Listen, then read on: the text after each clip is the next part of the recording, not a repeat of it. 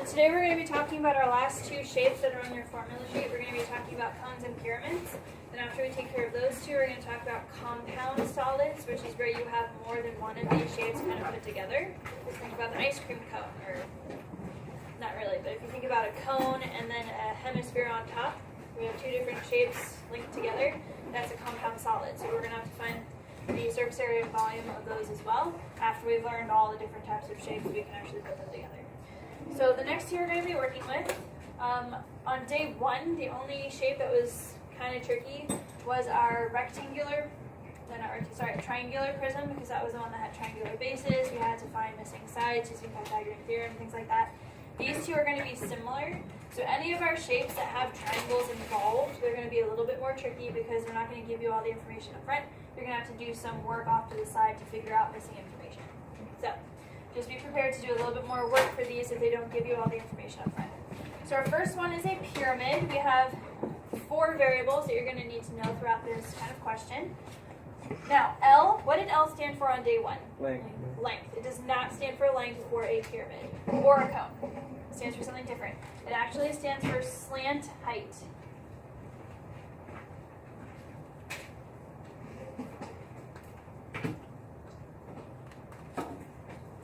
Slant height. So for a pyramid, you guys see how it has sides that kind of lean in? Same thing for a cone, they lean in. You guys see that? That's where you have it. Do you not have your packet? I thought you pulled it out and showed it to me. No, that was my yin, right? Oh. Okay. Alright, so again, L, you have to be really careful with this one. It does not stand for length, it stands for slant height. So make sure you're really careful with that. On your guys' formula sheet, if you still have them, you can take a look at the picture of the cone and the pyramid. You can see they have the picture labeled with an L. So you can see in the diagram what they're referring to. Okay? So that's slant height. What do you think P stands for? Perimeter still? Perimeter of what? No. Perimeter of the base. Anytime they ask you to find the perimeter or the area of something within a formula, it's always in reference to the base. What do you think capital B stands for? What about it? Area of the base. And then what do you think H stands for? Height. Now there's a difference between the slant height and the regular height. If you want to put in parentheses underneath that, write the word vertical. So whenever they're talking about just straight up height of something, it has to be straight up and down. That's the height of something. That's why they use a different variable for the slant height, because it's slanted. Okay? So you have to be really careful with the difference between those. Alright, so I'm going to look at this pyramid right here. We're going to find each one of those pieces of information so that I have them all written down before we go into the actual formulas. So what is the slant height for this one? What's the length along the slanted sides? It's 12. The little arrow's pointing at that dotted line that's along the edge, so our slant height is 12. Alright, I need to find the perimeter. Most of our pyramids that we're going to be working with are going to have square bases or rectangular bases. Okay? So what kind of excuse me. What kind of base does this one have? Square, because the adjacent sides are concurrent. So what would the perimeter be? It would be 40, because if this is 10 and this is 10, that means it's going to be a square base. It's one or the other, square or rectangular. So because these are the same, it's going to continue that pattern around. So we have 4 sides that are 10 each. So if you add them together, it's 40. What would the area of the base be? It would be 100. Remember that the area of a quadrilateral, like a square or a rectangle, would be length times width. So the length and the width are 10 and 10, so when you multiply those, you get 100. If you forget, I believe the square is on your formula sheet as well, so you can use that. All right, now height is the one that's tricky. Height is usually the trickiest one to find in a pyramid. They're going to give you one of these two, but not both. They'll either give you the slant height and not the height, or they'll give you the height, not the slant height. So what you're going to have to do is you're going to have to draw inside of the pyramid. They're not going to, well, sometimes they will, but not always. They won't always draw the height for you. The height in a pyramid goes from the very tippy top straight down to the bottom, because remember it has to be vertical. So it goes from the tippy top right down to the middle of the base. So what I'm going to do, what shape did I do, or did I create when I did that? Triangle. So I'm going to draw that over here so I can see it a little bit better. It's a triangle that's inside the pyramid, easier to see when you redraw it. So go ahead and do that. So what is this side right here? That is the hypotenuse. What would the length be based on my picture? It's 12, right. The hypotenuse of this triangle is the slant height. So the slant height and the height are connected. It's just the slanty one is the slant height, and the straight up and down is the height that I'm looking for. I'm going to have to solve for that because I don't know it. What would this side be? Think very carefully. 5. It would be 5. Because remember, the height goes from the very tip top, which would be right above the center of the shape, and drops down. So this point where it hits the pyramid is only halfway. So if the whole base is 10, then this part of the triangle is just 5. So that's an important detail to remember. So how would I find the height, the last variable that I need? Pythagorean theorem. So I would do 12 squared is equal to 5 squared plus 8 squared. And do a little bit of algebra. You guys can give me this as a decimal when you guys are using Pythagorean theorem as a bi-step or like one step that's moving forward to a final answer. You can give me the value as a decimal. So you would do 12 squared minus 5 squared and then take the square root of that. 10.9. So just like for the triangular prism that we saw on day 1, all of the majority of the work is over here in the setup. What is the slant height? What's the perimeter? What's the area? What's the height? Finding all that information by manipulating the diagram is really the difficult part, or time consuming. It's not always difficult. So once you have all this, plug into the formula, super easy. Okay? So lateral area is just 1/2 times L, the slant height, which we said was 12, times the perimeter, which is 40. So I'm going to do 12 times 40 and then divide that by 2. What would I get? 240, and then don't forget your units. Millimeters squared, because this is an area. Okay, everybody got the first one? Alright, the second one is going to be the same numbers for the first section, and then in addition to that, I'm going to add on the base, which we said was 100. Remember, surface area is the lateral area plus a base added on. So then it would be 240 plus another 100. 340. And then what would my units be? Okay, so that's my surface area. And then my volume would be 1/3 times the area of the base, which is 100, times the height, which we found to be 10.9. Make sure when you're plugging this into the calculator, you have the fraction in parentheses so you don't confuse your calculator. And this is as well, you can give me as a decimal.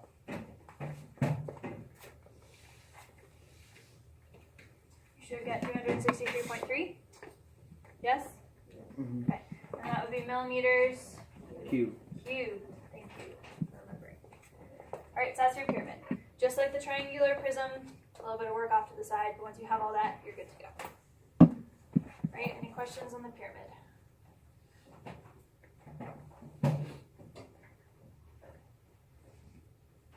No?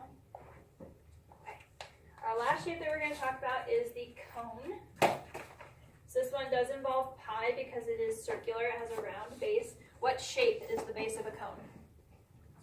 A circle. So that's why it involves pi. So now we're going to have 3 different variables that we're using for this formula. What do you think R stands for? Radius. And what is the radius in this picture? 6. Okay. What do you think L stands for? Slant height again, 10. which in this case is 10.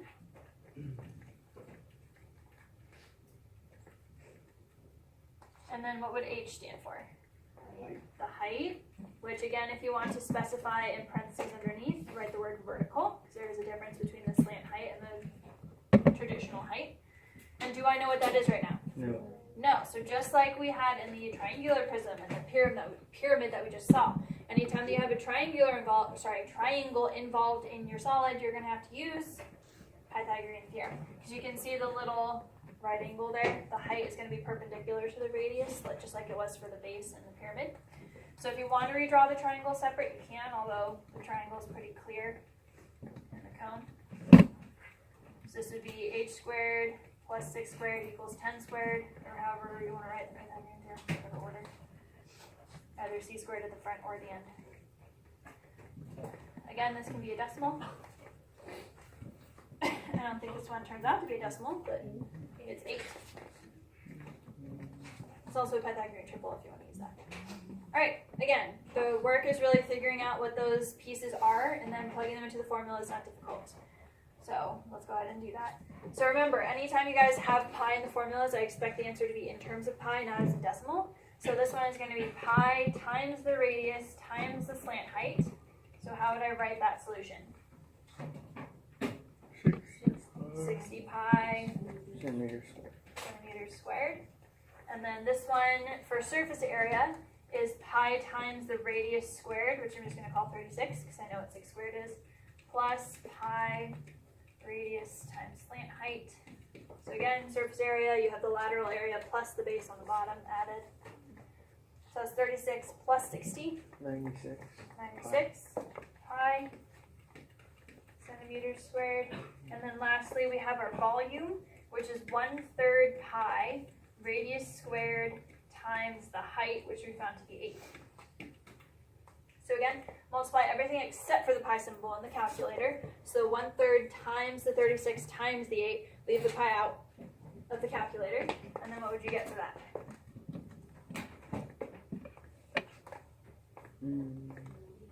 96 again. Now remember, you guys can have a surface area and a volume be the same number, but they mean different things because the units are different. So for the surface area, it was centimeters squared. For volume, it's centimeters cubed. So they mean different things, but you can have the same number for either of those. Okay, everybody clear on how to work with the pyramid and the cone? Okay, so kind of like what we did last time, I'm going to skip the application questions here and kind of go on to some different types of questions and then swing back to you guys can do those on your own. So I'm going to go to questions 3 and 4 on your notes. They're slightly different. These are solving backwards. You guys need to be able to use any of these formulas, not just the ones on this lesson. You guys saw some of that on the homework. For this one, we're going to be using the pyramid and the cone to solve backwards to find the value of x in each of these pictures. What does x represent in this one?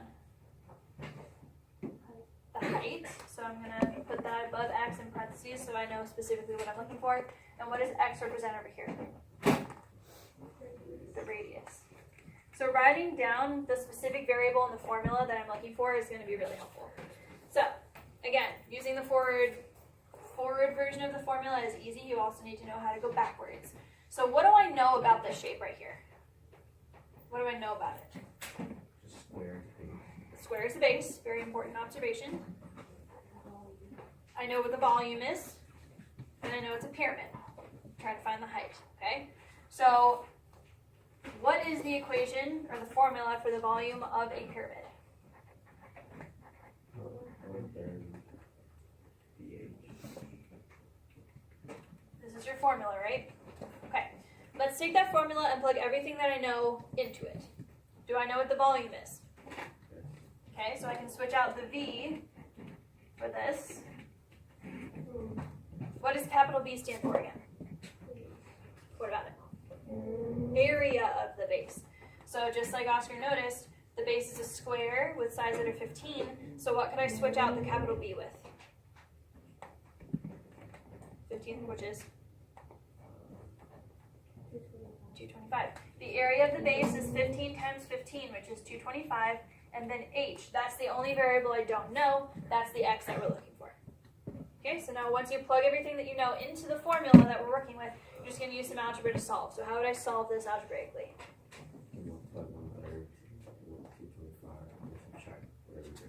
Not subtract. Not subtract. But you can multiply the 225 and the 1/3 together. Is it 75? And then what? And then you divide the 75. So doing that, not subtract, divide. Doing that, what would you get? 20. 20. Oh, they didn't give us a unit. Oh well, they didn't give us a unit, so I just leave that number down. Okay? So that's how you can use the formula solving backwards. Write down the formula, and then plug everything you know into it and solve for what you don't know. So let's try that over here. I know the volume again, so what's the formula for the volume of a cone this time? Okay, so let's plug in everything that we know. Do I know what the volume is? it's 8 pi. So I'm going to switch that out. Then 1/3 pi. Do I know what the radius is? No, that's what I'm looking for. So I'm going to leave that as an r. Do I know what the height is? What is it? Okay. So I have all this information. What I don't know is the r. So now algebraically, what's something I can do to make this easier? Cancel out the pi's. Remember, you guys were kind of gung-ho with this last time I showed you this example. Remember, you can only cancel out pi's if you have 1 on each side of the equation. So make sure you're careful you don't automatically get rid of them. You have to have 1 on both sides of the equal sign, which we do in this case, so I can get rid of that. Now what? Okay, so what is 1/3 and the 6th, or 1/3 and 6 multiplied together? 2. Then what? Okay. Then what? Then I take the square root of 4. Because don't do a square, use the square root, and so the radius would be 2. Alright, so you can use the formula, use algebra, solve backwards, and you got it. Is there a way we can check our answer? Yes, you can check your answer because you know you just got that the radius is 2. You can plug that back into the formula with the 6 and make sure you get the same volume as 8 pi. So yes, there's a way you can check your answer. You just go forward in the forward direction of the formula. Alright, one more question that's very similar, but it's a double question this time, kind of like the one we saw in homework. This next one says that the surface area, so I like to underline this stuff. I underline surface area, and then I circle or underline what shape it is. I know the surface area of a cone is that number. I also know that the radius is 3 inches. I want to know what the slant height is. Okay? So they haven't given us a picture, instead they've described it. So if you guys are really good at drawing 3D, feel free to draw the picture. I'm really bad at drawing 3D, although for a cone it's kind of easy. A cone is much easier to draw in 3D. Just do that. Okay? So if they haven't drawn a picture for you, feel free. It's probably better than just keeping information floating in your head. But if I label the picture, I know the radius is 3, and I'm trying to find the slant height. And I'm going to use the normal variable that we would use in the formula. Instead of calling it x, I'm going to call it L, because that's what it would look like in the formula. So how would I do this? You do the surface area, so the surface area equal to the formula. What is the formula for the surface area of a cone? 2 pi r squared. Is it 2 pi r squared or just 1 pi r squared? Pi r squared.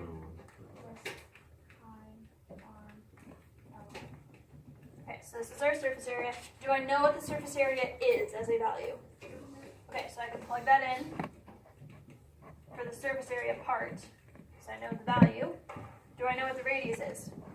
Yes, so I can write this as 9 pi, so that's the radius squared, 3 squared, plus pi times 3 times L. What if it's 2 pi's on one side and 1 pi on one? Good question. Do you think I can use the same trick that I did in the previous question? I mean, you can only cancel out like something like there, and not just like 1 and 1. When you guys cancel, what operation are you using? Subtraction. No. No, division. Division. If you have the same thing for every term, are you allowed to divide it away from every single term as long as everyone has it? Yeah. So you guys can see I have a pi for every single one of these terms. Canceling is really just division. So if you divide the entire expression by pi, they can all go away. That is perfectly acceptable. But it has to be for every single term. That makes it a lot easier to work with now. So what would I do next? Minus 9. That's 7.8. And then I have 3 here. And then what? Divide by 3. So that would give you 2.6. 2.6. Okay, so same kind of question. You just have to draw it for yourself and make sure you know how to work through everything there. It would have been okay. So before we go on to the next page, I want you guys to go back up to the top there. So we have these 2 examples, one cone, one pyramid. I want you guys to see if you can figure out both of those on your own. Just like last time, I'm going to put the answers on the screen, so as you're working, you're double checking that you're getting it correct. So go ahead and work on this cone, question number 1, and that pyramid, question number 2. For because it didn't specify, sorry, this is a square pyramid. It did not specify, and it should have, I apologize. This is a square pyramid. You will need that to help you proceed with the question. So go ahead and draw the picture if you guys are working freehand. But go ahead and do those questions, and then you can check to make sure they're correct as you go.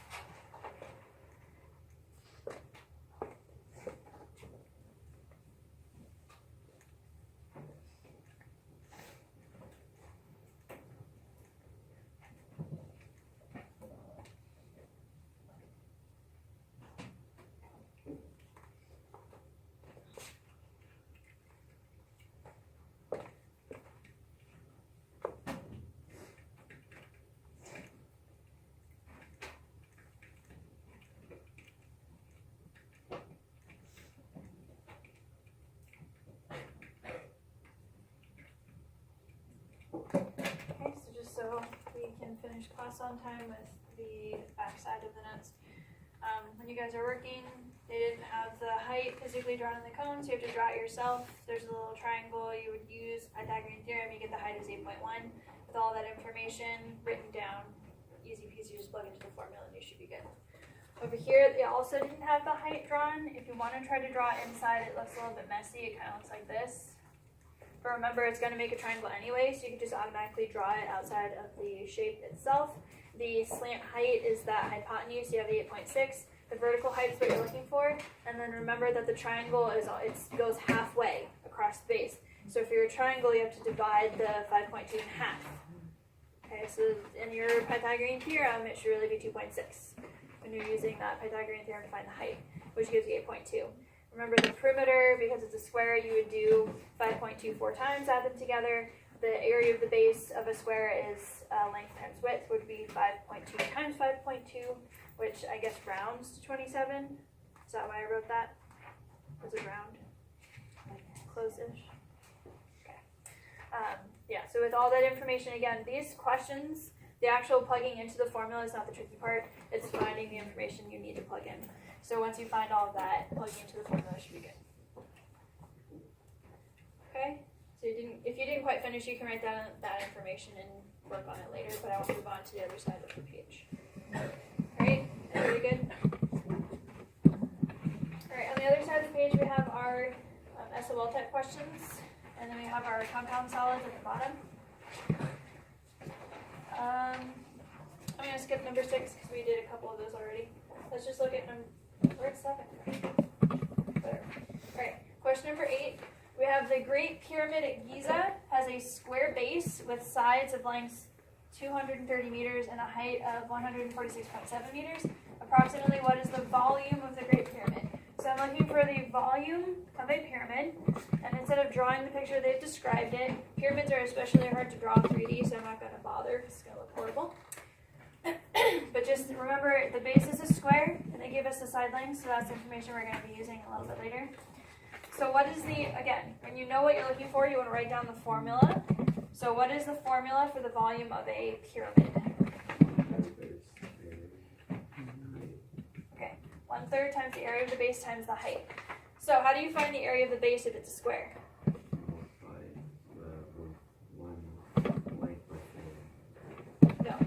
length by 4 is the perimeter. I'm trying to find the area of the base. I find the area of a square. Multiply the sides together, side times side. Okay? Or side squared. So because the sides are 230 meters each, what would the area of the base be within the formula? 52,000. It'd be 230 times 230, which I didn't write down. What is it? And then you added them. You want to multiply them. What is it? 52,500. Okay. Find the area of a base. I'm sorry? Yeah, that's what I meant. 900, sorry. 900? Yeah. Oh. 105. Okay. So we're here, and then what was the height? Send the direction. Okay, so once you plug everything into they gave you all the information up front, you just gotta plug it in. Now you can type that into your calculator to find which one of these is the closest. I think they're gonna round a little bit, but you're gonna find which one of these is closest. B. It's B. The closest answer, when you plug all that in the calculator, multiply them all together, the closest answer choice. They use the word approximately to indicate that they will be rounding. Okay? Now this next one really takes a little bit of context understanding. Otherwise you won't understand this question. Do you guys know what a teepee is? Really? It's a cone. Yeah. Yeah. Everybody knows what a teepee is, right? It's a little fabric tent thingies that go around like this. They look like a cone. Yeah. Okay. So we have a teepee in the shape of a right cone. It has a slant height of 18.5 feet and a diameter of 20 feet. So cones are easy to draw. Let's draw that. Cones are easy. It's a right cone, which means that it has that right angle. You guys won't be working with oblique cones, which are ones that are slanty. So you're only going to be working with right cones. It has a slant height of 18.5, so that's along the edge. The diameter is 20, but I don't really care about the diameter. The radius is 10.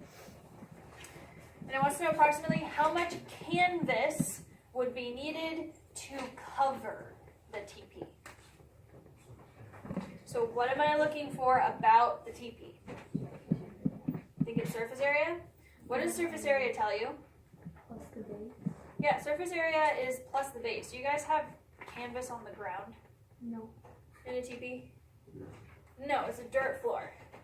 A teepee is just wrapping around. What do we call just wrapping around but without the base? The lateral area. So again, this is a very important context question where you understand what they're talking about. If they're asking about covering a teepee, you need to know what a teepee is to know that you don't actually cover the ground. It's not a full tent like we would have the ground covered. For a teepee, it's just dirt floor and it goes around. So I'm looking for the lateral area. Okay, so be really careful to understand what's going on there. So what's the formula for the lateral area of a cone? I don't know. Okay, so pi, do I know what the radius is? 10. Do I know what the slant height is? Okay, cool. They gave us everything we needed. Notice that the answer choices are not in terms of pi, but I want you guys to find the answer in terms of pi and then convert it. So this would be 185 pi, right? And then once you have that, you can convert it into a whole number. So you can do 185 times pi, and which one of these would match? Okay. So even if the answer isn't in terms of pi, I want you guys to find it that way first, and then plug it into the calculator to find the decimal, or the whole number. Okay? Everybody clear on that? Cool. So just be careful. They're going to throw that at you. I hope you guys are able to answer those questions in confidence. All right, the last thing we're going to talk about are these compound solids. This is where you guys have two of the shapes that we've talked about so far kind of smushed together. So we're going to be finding the volume and the surface area for both of these. We have to be very careful with the surface area in particular, and I've written a little note for you guys to use to guide you. The volume is real easy. You just find the volume of one of them, find the volume of the other, and add them together. Pretty straightforward. Okay. Surface area, however, is different. Imagine that this cone and the cylinder were separate. Imagine them separate. What is the surface area of something? Teachers and students, please pardon the interruption. We are going today to start the first day of our AP pre-administration. So think about the surface area. That's all the way around, right? So if these were separate, wouldn't the surface area include the bottom of the cone? Any ninth and the graders top of the or cylinder. 10th graders But when I put them who are together, currently so they're sitting linking in now, AP class this year. see how those are now If you inside are the shape a instead of ninth outside? grade or 10th So I wouldn't grade include those in the surface currently area. sitting in an AP So that's why class this is this year, confusing. To find the surface area of a compound solid, you can't just find the surface areas and add them together, because then you'd be including the inside parts that are not supposed to be included. That's why this can be confusing. So I put this little note here. To find the surface area of a compound figure, what you're going to do is find the lateral areas. You're going to find around the cone, around the cylinder, and then any bases that you guys have, which is usually just one, you stick that on at the end. Okay? So imagine you're wrapping this gift. You need to know how much you need to go around the top, then around the sides, and then how much to stick on the bottom. You find those three things and then add them together. Okay? So we're going to do as much as we can here with the time we have left to work with that idea. So let's start with volume. What is the formula for the volume of a cone? Let's start top bottom. Start here and then go down. So the volume of a cone, pi r squared h. And then what is the volume of a cylinder? You have your formula sheet, you can look. Okay, so I'm going to find both of those things and then add them together. I'm going to cut this off. I'm going to do the top part as the volume. Okay, so for the cone, what's the radius? Think about it. It's 3. Wouldn't the radius of the cone be the same as the radius of the cylinder? So along the same thing, right? If the diameter of the cylinder is 6, that means that the radius is 3. So I didn't write it for you, but you can find it. So the radius is 3, so it would be 1/3 pi r squared. 3 squared is 9. What is the height of the cone?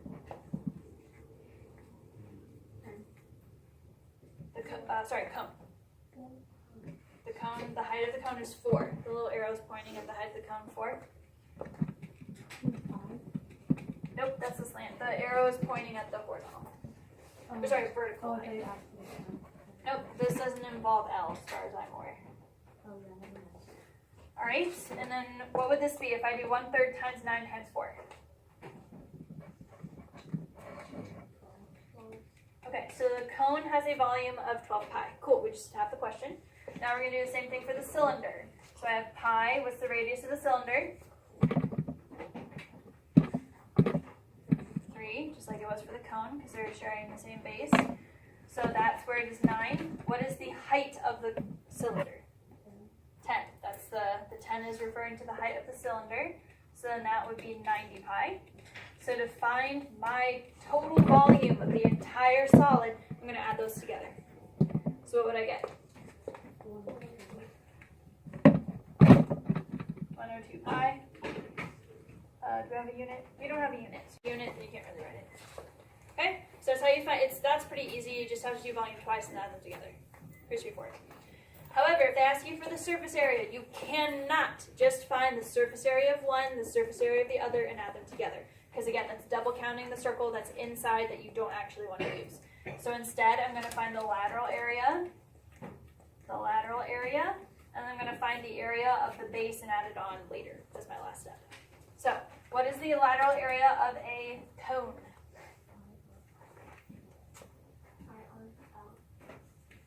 Pi RL is lateral area.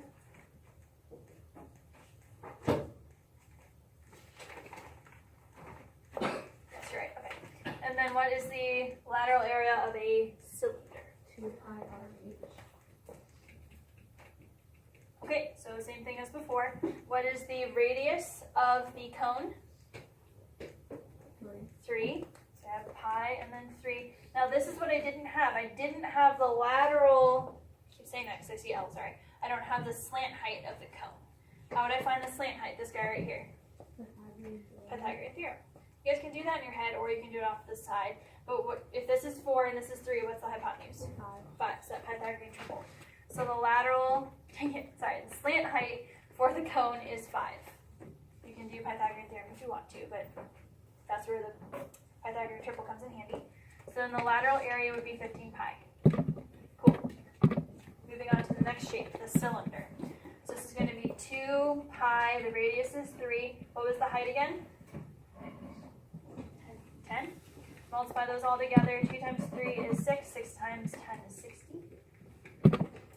All right, what are those added together? 75 pi. Now that's just the lateral areas of the cone and the cylinder added together. To finish, I have to plug the hole here. I have to get the entire thing all wrapped up. So there's a base on the bottom. What shape is the base? What's the area of a circle? Pi r squared. So I'm going to have to add that on. I'm going to have to add the circle, the base. What is the radius of my base? 3. So I'm going to have to add another 9 pi. That's my base. You have to add that on as my last step here. And so that would give me 84 pi.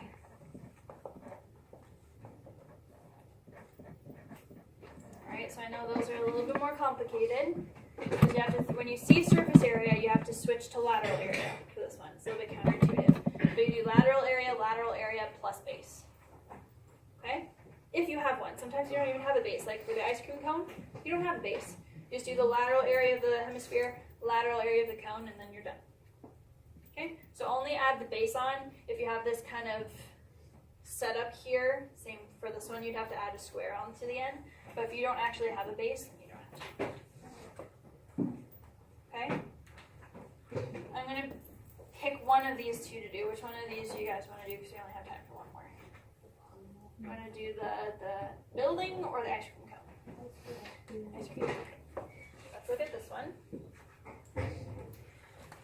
Right, so I'm going to find the volume and the surface area again. So what is the this is the hemisphere. These are the ones you guys need to have memorized.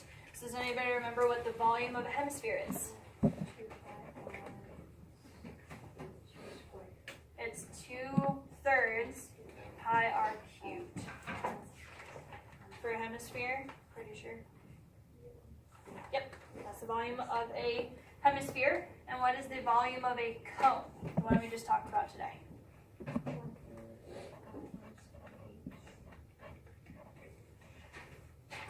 Okay, so make sure you write down your formulas and then we're good to go. So then what is the radius of my hemisphere? It is 2. So then for this I'm going to do 2 cubed, which is 2 times 2 times 2, 8. So what is 2/3 times 8? That's decimal. Okay, so my first one is 5.3 pi. Moving on to the cone. Then I would have 1/3 times pi times the radius squared, which would be 4. What's the height of the cone? 5, looking at the picture. And then I would multiply those. So it would be 1/3 times 20, which is going to give you 6.7 pi. So what's my total volume? I just found the volume of the hemisphere and I found the volume of the cone. So what would I do? Add them together. Total you would get 12 pi. Inches. Great. This one actually gave us unit. Oops, yep. Sorry. Volume. Okay. So again, pretty straightforward. You just have to use the formulas, find one of each, and then add them together. Now remember, when I asked for the surface area of a compound figure, if you just found the surface areas for both and add them together, you would have the double circle on the inside. You don't want that. You only want the outside. So I'm going to find the lateral area of a hemisphere, and then the lateral area of the cone, and then add them together, and I don't need to add a base. So what's the lateral area? You guys remember? 2 pi r squared, and then the lateral area for a cone.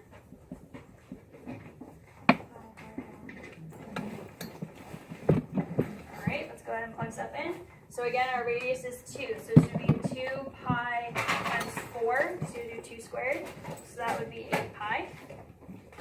And then this would be pi times 2. Do I know what the slant height is?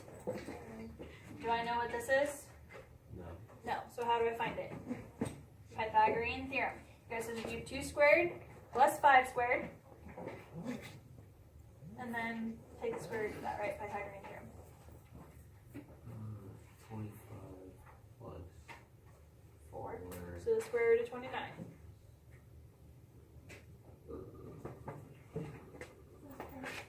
As a decimal.